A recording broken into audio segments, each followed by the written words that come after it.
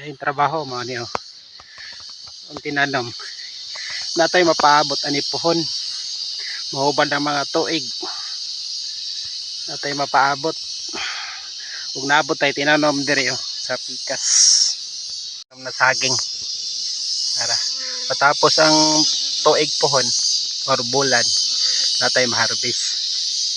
Dili masayang atong hago. Kay kung sige ra taglingkod wa tay mapaabot.